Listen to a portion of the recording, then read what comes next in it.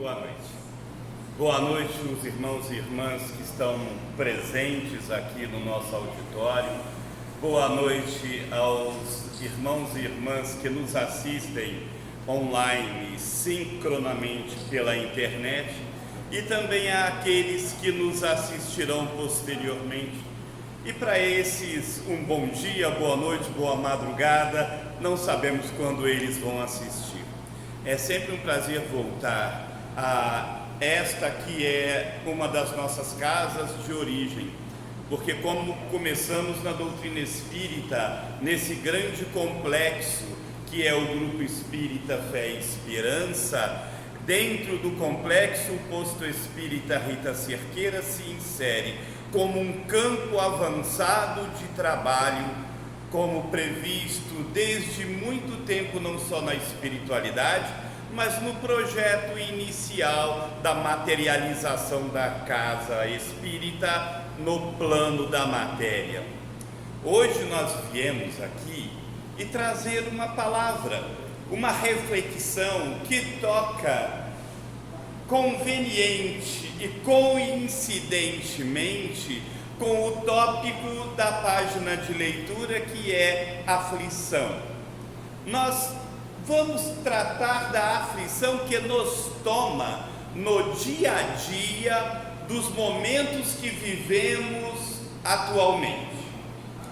A doutrina espírita, em diversas obras, na sua origem, ainda em Kardec e contemporâneos de Kardec, falava na evolutividade não só do ser, do homem, do indivíduo ou do espírito, mas também da sociedade humana e do planeta Terra, que é a casa que abriga a sociedade humana. Se a doutrina já nos falava, e em especial e notadamente no livro A Gênese, Kardec falava daquele tempo de grandes renovações, onde uma geração nova viria a estar conosco para o nosso crescimento. Hoje o movimento espírita, e assim entendido o movimento espírita, os espíritos que sucederam à equipe de Kardec desde o final do século XIX, notadamente vamos ali incluir Emmanuel e Joana de Ângeles como destaques, e destaques porque seus médiuns, Francisco Cândido Xavier e Divaldo Pereira Franco, assumiram um papel também de destaque no movimento espírita. E eu faço um parêntese para que nós especifiquemos. A doutrina espírita é o conjunto de conhecimentos que os espíritos nos deram, lá nas obras de Kardec, dos contemporâneos de Kardec e daqueles que sucederam àquela geração do século XIX. E estamos incluindo aqui as obras mediúnicas do Chico Xavier e do Divaldo Franco, a de muitos outros médiuns, como por exemplo a de Ivone do Amaral Pereira, mas também aqueles espíritas estudiosos que escreveram por si mesmos, inspirados e fundamentados na obra de Kardec. E vamos citar aqui Herculano Pires, Deolindo Amorim, Celso Martins e muitos outros, mais modernos inclusive. A ideia de que nós vivemos um tempo de transformação acentuada e apressada da evolução foi designada por uma nomenclatura bem moderna de transição planetária. Não vamos nos deter nisto, vamos entender que vivemos momentos de transformação rápida, acelerada, profunda e muitas vezes impactante para o nosso pensamento, o nosso sentimento, o nosso modo de viver. É natural que sempre que exista um movimento revolucionário, e como revolucionário, revolução, eu quero dizer, um movimento que venha sacudir um pouco as bases em que estruturada a sociedade num dado tempo, para que ela se transforme, se renove e construa uma sociedade melhor, mais moderna, mais avançada. É nesse sentido que eu estou usando a palavra revolução e revolucionário. Dentro desse sentido, eu poderia dizer: Jesus foi um revolucionário, porque ele trouxe ensinamentos, um modo de ver a vida, um modo de viver a vida, que sacudiu os alicerces da sociedade anterior onde ele estava, que era a sociedade judaica, e que impactou tão fortemente que ele sofreu a perseguição do governo estatuído, tanto dentre o povo hebreu, representado no Sinédrio, mas até mesmo os representantes do governo romano, porque quando mexia nas estruturas, tanto os hebreus quanto os dominadores romanos percebiam que aquelas ideias conduziriam a um modo de ver a vida que não condizia com o projeto de poder que eles tinham. O Sinédrio dominava a mente da população em cima das leis de Moisés e dos profetas. Os romanos dominavam a sociedade, a economia e a vida dos povos dominados através da imposição do respeito a dadas regras e leis. Quando alguém traz uma ideia que afasta a fonte desse poder e coloca o ser diretamente em contato com o Pai Criador, dizendo que é do Pai Criador que provém todo o poder, ele coloca em risco os poderes humanos. Tanto foi revolucionário que foi taxado de criminoso, foi julgado pelo governo da Judéia, mas também pelos representantes do governo romano, e foi condenado à morte, porque colocava em risco aquela estrutura social. Mas se Jesus traz uma revolução de transformação, que vai fundo no coração do homem, e eu não vou me aprofundar aqui em explicar esse detalhe, porque é o que nós estudamos em todas as reuniões espíritas, é o fundamento de O Livro dos Espíritos, é também a descrição detalhada de Kardec em O Evangelho segundo o Espiritismo. Se Jesus já tinha feito a sua revolução, Kardec traz uma notícia que é também, por sua vez, revolucionária, capaz de sacudir as estruturas do mundo, e Kardec vem codificar a doutrina na metade do século XIX. Ali na França, mesmo depois da Revolução Francesa, mas sob o governo do imperador Napoleão III, Kardec vem trazer uma ideia que novamente vai remeter à fonte de todos os poderes, não aos humanos constituídos, mas a algo invisível. Vem de Deus, o ensino vem dos espíritos, sobre quem ninguém tem o poder de interferir. O espírito se manifesta através da mediunidade e nenhuma autoridade humana pode coibir a manifestação. Eles podiam, como fizeram, perseguir os médiuns. Eles podiam, como fizeram, queimar livros. Eles podiam, como fizeram, atiçar a sociedade contra os espíritas e o espiritismo. Mas ainda é assim o ensino dos espíritos: quando é chegada a hora do progresso, ninguém consegue deter. Quem tenta se opor à roda do carro do progresso é atropelado e por ela fica ao chão, enquanto o progresso da sociedade caminha a passos largos já naquela época. Muita luta foi necessário, não só para revelar, mas para manter, sustentar a luta pelas ideias e ideais espíritas.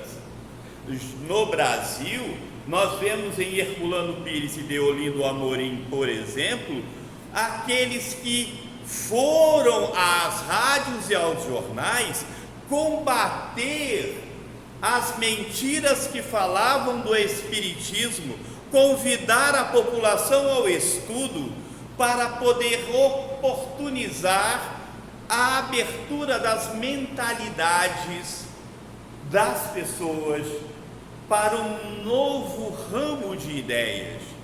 Não existe céu e inferno, nem existe nenhum homem na terra que te pode condenar ou absolver.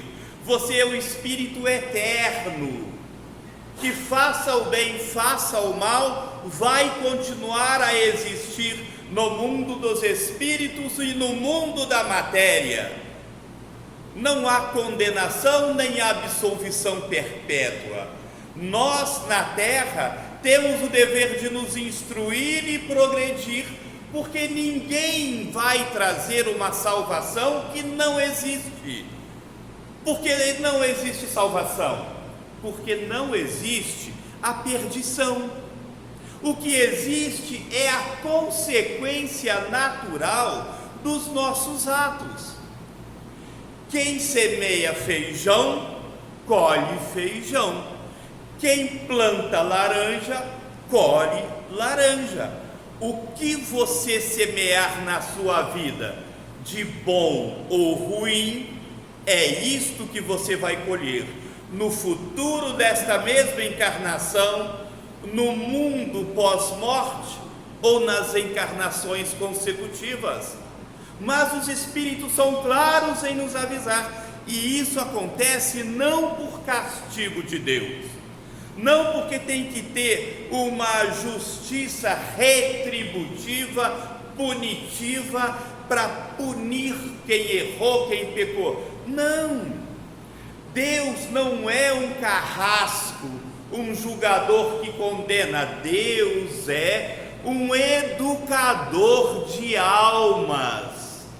Ele pega a criança travessa e não a pune, mas ele pacientemente, ao longo de anos, décadas, séculos e vidas, vai educando, até que ele se transforme pelos processos educativos, pedagógicos que a reencarnação proporciona. Jesus, quando passou pela terra, ele já nos deu uma ideia, sem precisar definir o conceito especificamente, do que é bem ou mal, do que é bom ou ruim. Ele falava: olha, conhece-se uma árvore pelos seus frutos. Você pode olhar uma árvore e não saber de que espécie é aquela árvore, mas ela tem frutos. Se aqueles frutos são saudáveis para alimentar o homem, são frutos bons, por isso a árvore é boa. Se o fruto envenena o homem, o fruto é ruim, a árvore por si mesma é ruim. É uma regra, é um princípio metodológico muito amplo que nós podemos usar em todos os aspectos da nossa vida. Nós estamos aqui falando, com licença, dentro de um centro espírita, porque julgamos oportuno para a nossa vida estudar continuamente o Espiritismo. Mas eu pergunto para os amigos que aqui estão ou estão em casa: o Espiritismo é a melhor das religiões? Sim ou não? Para quem está aqui, quem acha que sim, por favor, levanta a mão. Bom. Quem acha que não, por favor, levanta a mão. Ninguém levantou. Agora eu vou fazer uma pergunta. Quem acha que pouco importa essa pergunta que eu fiz, levanta a mão.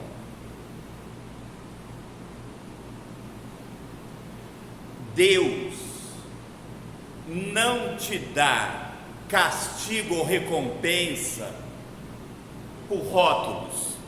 Senhor, eu fui espírita. Espírita, senhor. Frequentei lá o centro por 50 anos. Quando eu morri, meu corpo foi velado lá no centro, senhor. Agora abre as portas de uma grande cidade espiritual para mim. Alguém vai te responder: filho, não tem porta para abrir nem fechar. Aqui funciona da seguinte maneira: se você tiver no seu perispírito uma vibração compatível com essa cidade, entra, vai entrando, pode entrar, está liberado. Aqui não tem porta e a gente não julga. Se a vibração do teu perispírito, que é resultado do teu equilíbrio emocional e do desenvolvimento das virtudes no teu coração, pode entrar, a porta não existe. Agora, se você sentir que esbarrou em alguma coisa que não deixa você seguir, é porque não é o teu lugar. Quer dizer então que eu vou para o inferno? Não, porque não tem inferno. Eu vou para o umbral. Filho, você está no umbral. Porque onde você está não é nenhum plano superior diretivo da Terra. Aqui onde nós estamos é um umbral mais leve, mas ainda é umbral, ou seja, as zonas vibratórias que fazem a transição entre a matéria e o mundo espiritual para as regiões mais simples. Ah, mas aí eu vou para um umbral grosso.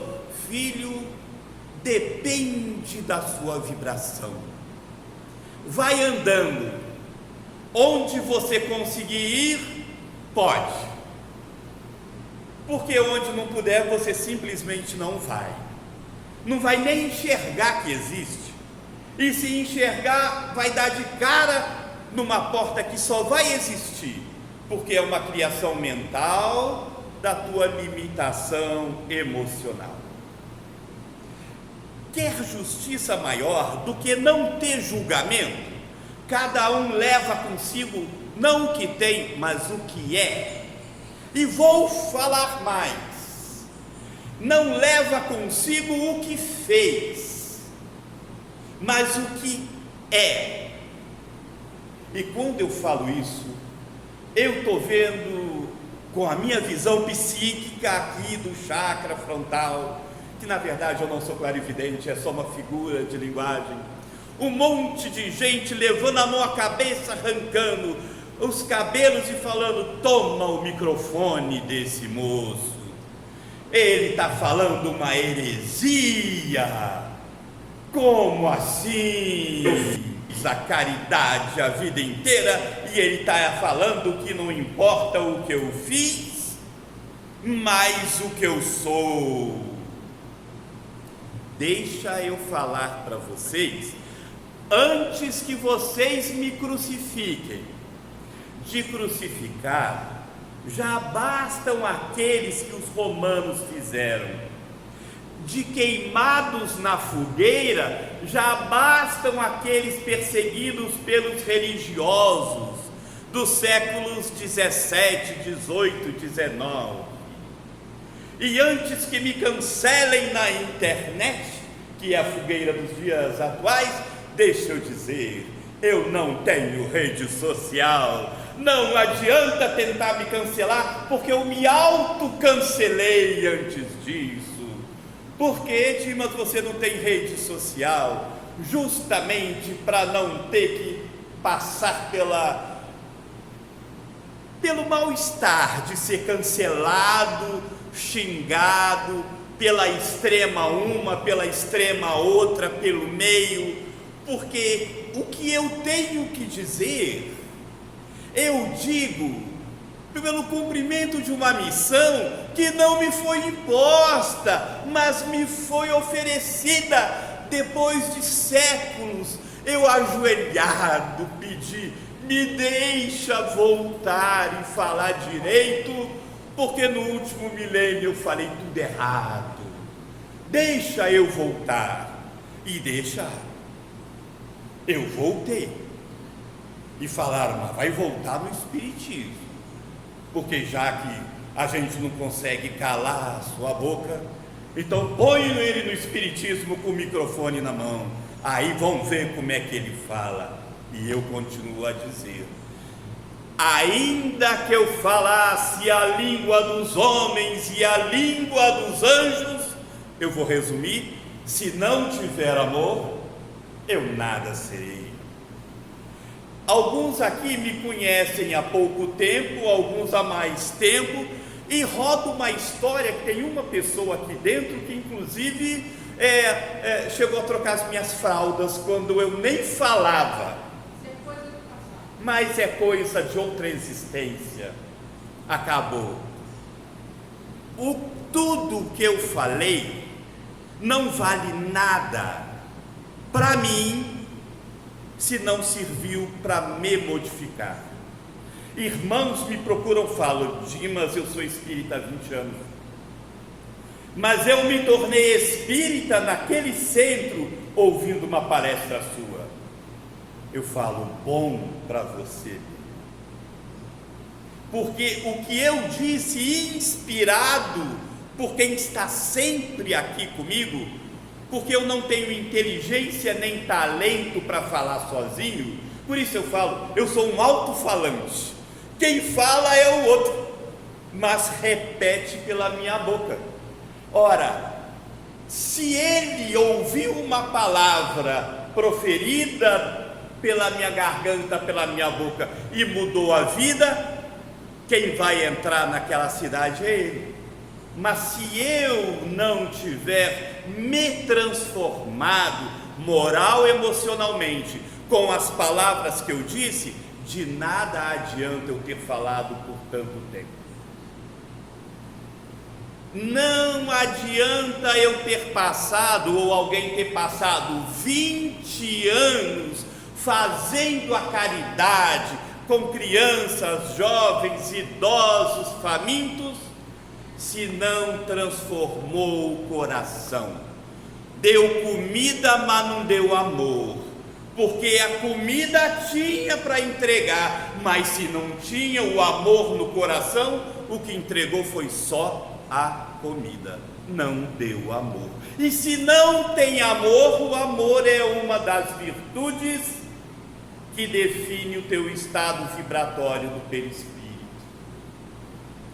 Se você fala, tenho pena desse moço, é um trabalhador da casa, eu tenho pena desse moço sentado sozinho aqui na frente, tomando conta do telefone que está transmitindo, mas se essa pena, compaixão, for da boca para fora, e na verdade eu não estou nem me importando com ele sozinho aqui na frente, não adianta nada para mim. Porque quando eu vou contar eu vou fazer uma revelação. Quando você nasce sozinho, pode ser gêmeo, mas sai um de cada vez. Quando você saiu da barriga da sua mãe, foi você que saiu, alguém te ajudou a tirar lá de dentro, sua mãe ajudou a te empurrar, irmão ou irmã gêmeo ficou lá esperando, mas quando você saiu sozinho. Quando você morrer, você vai morrer sozinho. Vai ter um monte de gente do teu lado, Dependendo da tua vida, alguns vão estar chorando. Dependendo da tua vida, alguns vão estar rindo. Graças a Deus, o mundo se tornou um pouco melhor essa noite.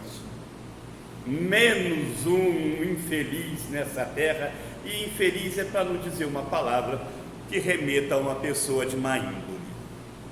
Porque quando você morrer, você vai sair da sua casca física e vai adentrar o mundo espiritual, e no teu íntimo vai estar você sozinho, porque dependendo do teu grau de percepção evolutiva, você não vai sentir nem a única pessoa que vai estar dentro de você, que é Deus.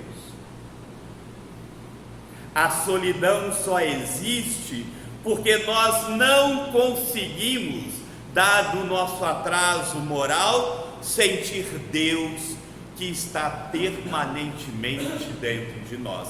Mas se nós não o percebemos, nos sentimos sozinhos. Então você vai morrer sozinho. Você vai passar pelo julgamento da tua consciência sozinho. Alguns que tiveram experiência de quase morte, e alguns desencarnados que voltaram para contar, falaram: nossa, no momento extremo do desligamento da carne para a passagem para o mundo espiritual, a vida passa na nossa frente com detalhes e rapidamente, mas é um cinema que você vai assistir sozinho. Vai chorar ou vai rir, ou vai ter medo do que você ver no filme, do que você fez. Nós, quando vivemos, olhamos de dentro para fora, e a menos que nós tenhamos um grau de desenvolvimento a nós mesmos, nós esquecemos quem nós somos e nos ligamos ao que está fora. Nós não nos ligamos ao que está dentro e nos projetamos o que está fora. O que o irmão pensa de mim, o que a irmã pensa de mim, o que a irmã falou de mim, o que o irmão me fez.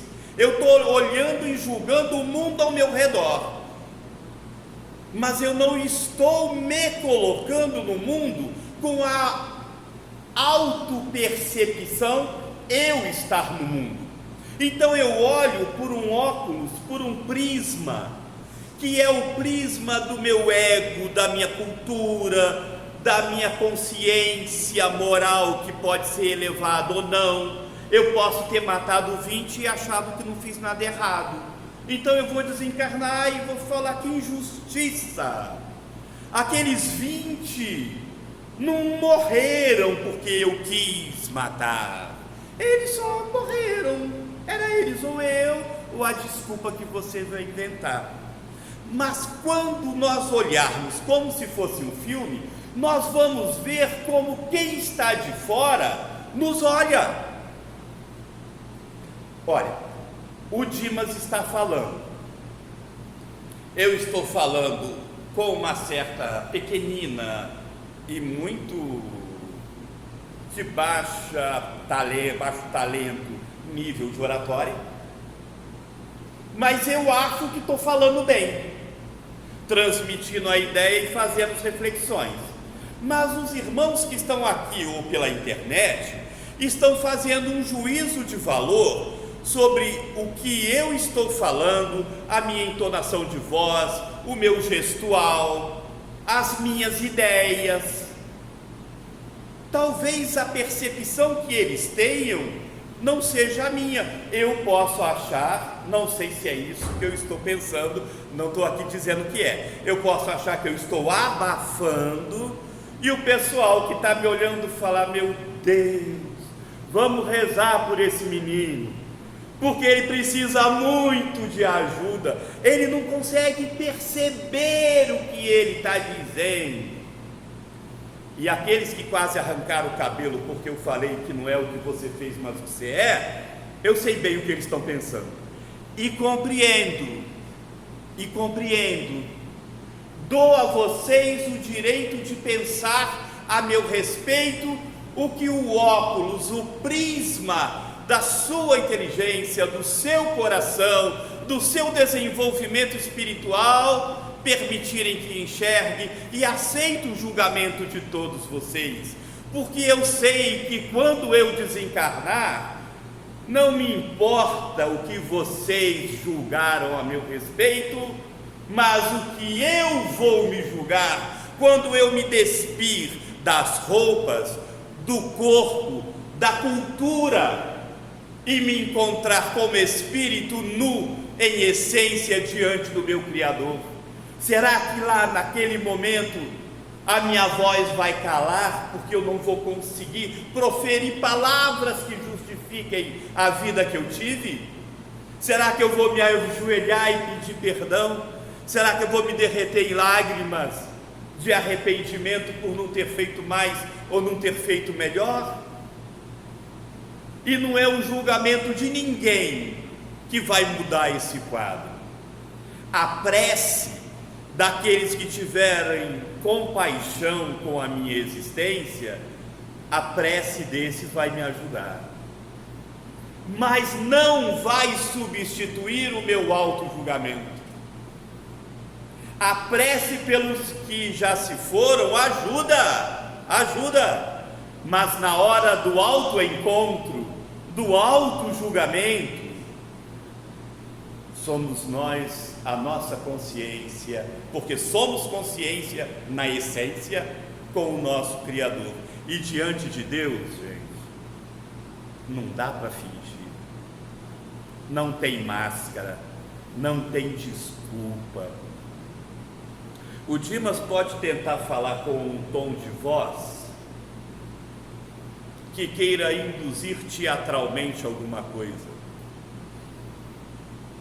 Embora eu não esteja fazendo isso, eu estou falando do coração. Mas quando eu estiver nu diante da minha consciência, não vai ter estratagema que consiga me proteger da verdade de quem eu sou.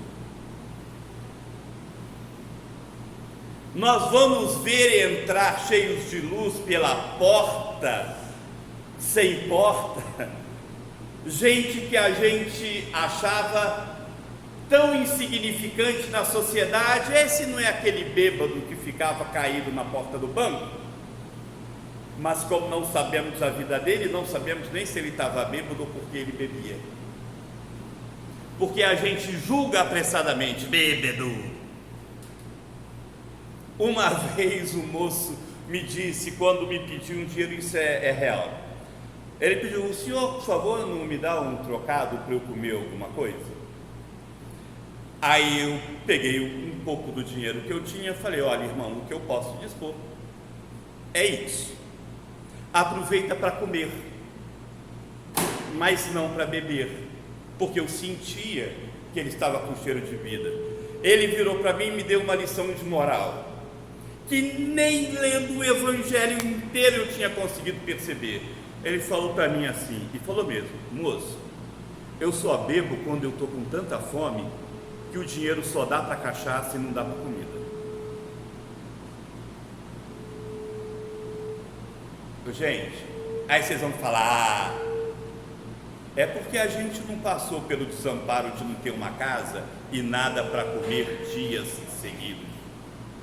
Está dando uma microfonia em algum lugar aí. O que acontece? Essa é uma realidade da vida. Nós podemos ter um pouco mais de posses, ou como chamam aí, condição de vida. Então a gente pode não estar enxergando um outro lado da existência, ou julgando alguém sentado na beira do meio-fio, com o critério do: se está aí sentado pedindo esmola é porque é vagabundo, porque se trabalhasse não precisava. Ao mesmo tempo, as estatísticas mostram os milhões de brasileiros que querem trabalhar e não encontram emprego. Então, como é que eu vou desdizer os fatos e julgar apressadamente uma pessoa?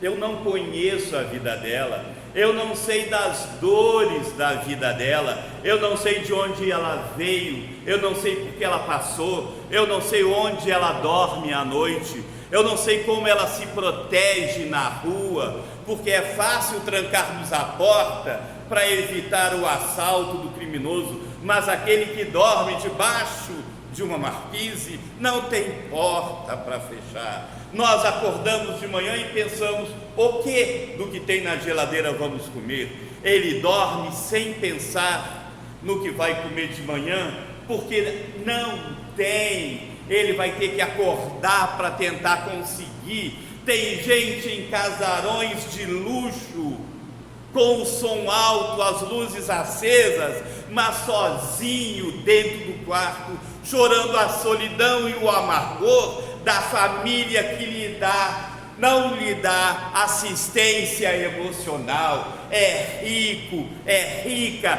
das aparências para fora, mas a sede do calor humano, de um abraço fraterno, de uma palavra que incentive, isso não encontra, e não encontra mesmo nos palacetes, não encontra. E como é que eu vou julgar uma pessoa se eu não sei como ela passa a madrugada dela?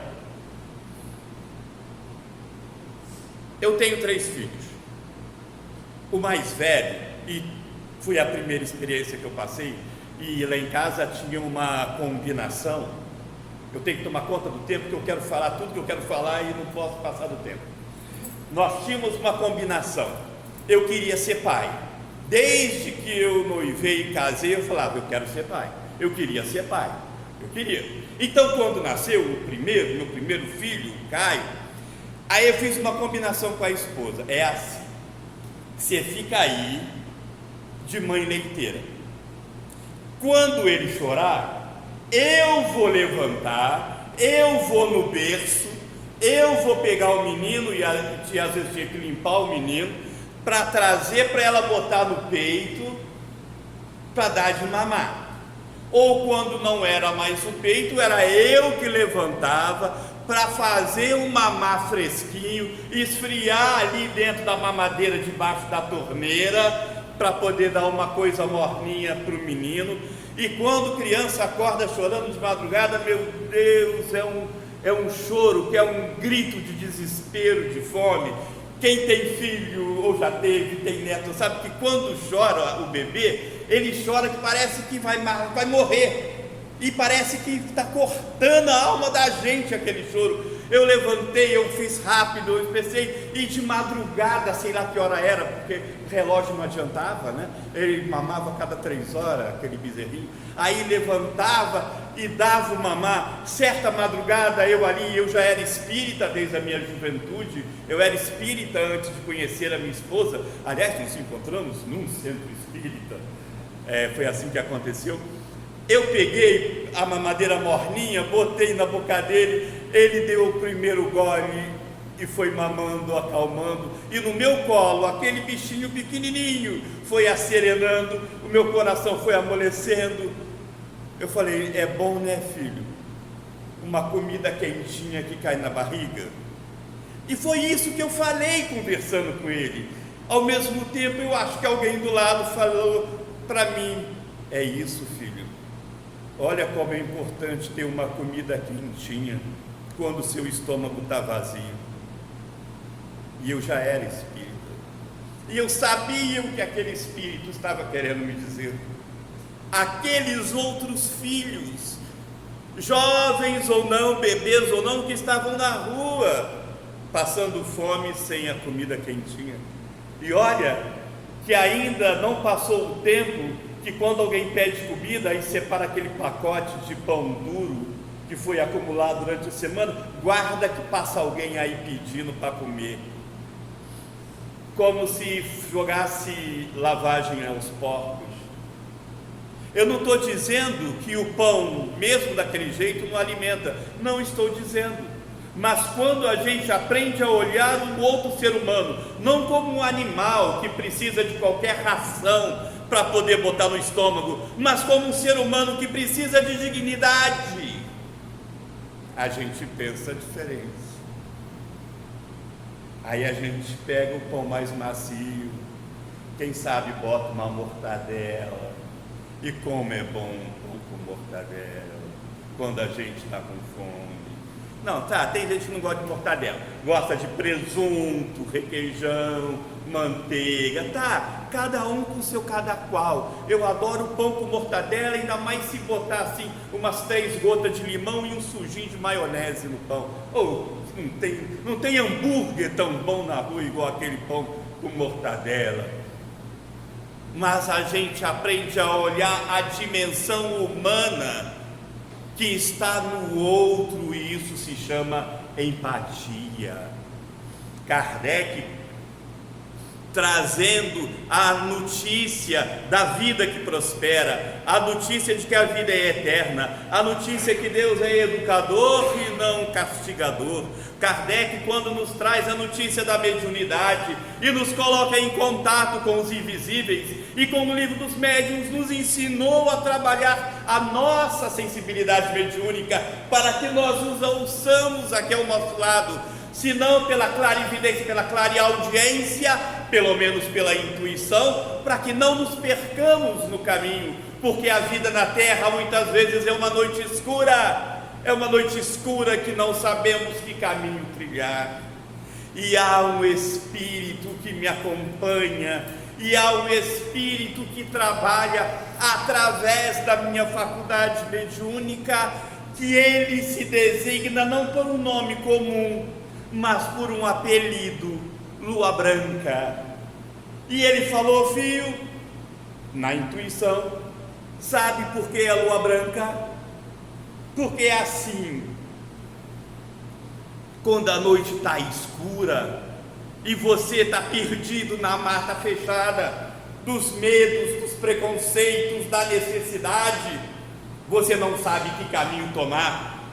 Cada passo pode ser um tropicão, mas se nessa noite escura a lua cheia, que não tem a luz do sol, mas com a sua luz pequenininha nasce no horizonte e sobe no céu, é uma luz fraquinha, mas que te deixa entrever as dificuldades e os obstáculos do caminho. Pois, filho, eu sou Lua Branca.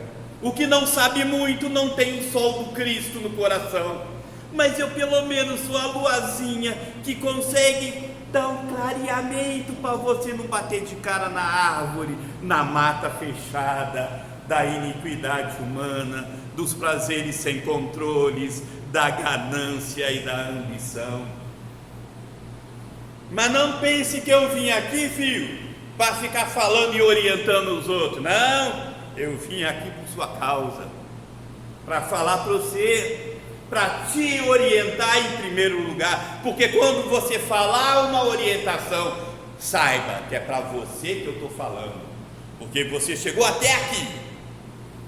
Agora, filho, menos inteligência e mais coração, menos falatório e mais conversa ao pé do ouvido, ali pertinho, coladinho. Um outro espírito guia que se dignou a sair de onde estava para me acompanhar, seu João da Cruz. Seu João chega e fala: filho, a cruz do Cristo nos guia. A cruz do Cristo representa na haste vertical a verticalidade da luz que vem do alto para a humanidade na terra. A trave horizontal é a horizontalidade do mundo, que entende que todos os humanos são iguais e não tem um maior que o outro.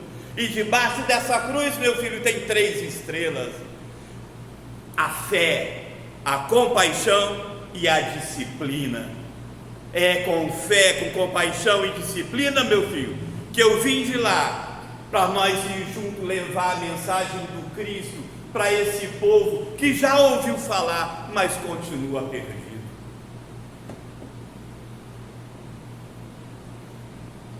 Eu tenho 59 anos, até outubro faço 60. 60 anos parece muito tempo, mas tudo que eu consigo pensar na minha carteira de idoso, pagar meia entrada, andar de ônibus de graça no centro da cidade. É isso. Vai chegar. 60 anos tem suas vantagens. Entrar na fila preferencial. 59 é assim. Você já não está tão forte, mas não tem 60 para. Então eu estou doido com 59 passar rápido. E vim logo com 60.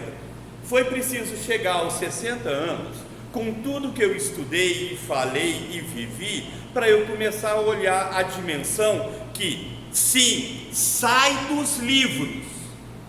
Nós aprendemos com o livro. Você estuda o livro, mas tem um momento que você fecha o livro, traz para o coração e vai viver a lição que você aprendeu, porque senão não adianta nada. Não adianta nada. Filho, inteligência artificial já tem. Nós queremos a inteligência com humanidade, com a humanidade que vem do coração. Então, meus irmãos, não adianta tudo que nós estudamos e saber os pormenores da vida espiritual, se nós não nos modificamos emocional, moralmente. Não adianta o que nós fizemos, se não serviu para desenvolver o amor no nosso coração. Não adianta. O que há de vir é apenas o próximo passo da nossa própria caminhada. É um passo fatal? Não, fatal não é, porque a qualquer momento você pode mudar de ideia e, se não estiver no caminho muito bom, tomar uma rota diferente. E aí você vai seguir naquela rota diferente. Mas sempre, lembre-se, evolução é pessoal, é dentro. O planeta está em transição. Eu estou doido para chegar à quinta dimensão. Tem uns que falam assim na internet, né? Não adianta a quinta dimensão chegar se você está presa na terceira e na quarta. Você não vai estar lá. Não se preocupe com quinta e sexta dimensão. Não se preocupe com o que está do lado de fora. Não se aflija pelo vento que sopra fazendo barulho. Não se aflija com os cães que ladram e latem ao seu redor. Se preocupe com o teu crescimento espiritual. Se preocupe com o desenvolvimento das tuas virtudes. Se preocupa com a disciplina das tuas emoções. Se preocupe com a retidão do teu caráter. Se preocupe com a retidão dos teus passos no caminho da vida. E não vai precisar, se assim o fizer, chegar a lugar nenhum. Porque na verdade não tem destino. O espírito é imortal e a evolução é praticamente eterna, de acordo com a mentalidade que a gente consegue conceber hoje. Então se preocupe com o teu caminhar, com a tua jornada hoje. Viva o teu dia de tal maneira que, ao dormir, você não se arrependa do dia que teve, e ao acordar, se sinta bem disposto para fazer ainda melhor. É a revolução que Allan Kardec e o conhecimento espírita nos trouxe. Não adianta bater no peito, Senhor, Senhor. Não adianta aparentar, vestir vestes talares. É você e o seu Criador. Por isso, quando ele orou, ele nos ensinou: recolhe ao teu quarto, que é a parte mais íntima da tua casa, e ali fala com o teu Senhor. O mais íntimo é o que está dentro de nós. Voltar para dentro e aqui, no nosso interior, conversar com o nosso Pai. E para responder a pergunta e fechar o nosso estudo, eu não acho que o Espiritismo é a melhor religião para todos. Eu acho que o Espiritismo é a melhor religião para você que está aqui e para alguém que há de vir. Mas acho que a Igreja Evangélica é a melhor religião para quem está lá e vive com fé. E acho que o catolicismo é a melhor religião para quem está com fé, tomando a hóstia. E acho que o passe da Umbanda sobre os atabaques é a melhor religião para quem está lá depositando sua fé nos orixás. A melhor religião é aquela que te transforma, é aquela que te fala mais fundo, e não precisa nem ser para sempre, porque no caminho da evolução pode ser que até dado momento um mestre te conduza, a partir dali você dá a mão a um outro mestre, e a partir de certo momento a um terceiro mestre, porque para Deus não tem religião. Religião é rótulo humano, é entendimento humano. Deus não se preocupa com entendimentos e rótulos. Deus cultiva quem você é. Deus é educador, que te educa, um jardineiro que se preocupa em fazer florescer a flor da espiritualidade no coração de cada um de nós. Então não tem melhor ou pior que cada um siga a sua, e se quiser seguir duas, desde que faça sentido para você, não tem problema. O que importa é se você está crescendo em harmonia, em virtude, à luz de Deus, em espiritualidade. Não me joguem pedra, porque cancelar não vão me conseguir, porque eu não tenho rede social. Não me crucifiquem nem me queimem. Eu já fiz isso muitas vezes com outras pessoas, mas não precisa fazer de novo. Não precisa nem se agradar da minha palestra, mas ouçam o que eu disse, analisem o que eu disse. Se fizer sentido para vocês, tomem como reflexão para vocês. Se não fizer sentido, eu peço desculpa por ter roubado o tempo de vocês. E agradeço a essa casa, a direção dessa casa e a espiritualidade amiga que sempre me guia, pela oportunidade de ter vindo aqui e pela inspiração que me permitem falar aquilo que minha mente limitada não consegue, mas o coração já capta e traduz em linguagem humana. Louvado seja nosso Senhor Criador de todas as coisas. Louvado seja nosso Senhor Jesus, mestre e guia de toda a humanidade. E particularmente, louvado seja nosso paizinho Francisco, que quando esteve na terra, amou até a menor das criaturinhas. Que o amor deles seja o nosso exemplo em nossa vida. Boa noite e muito obrigado.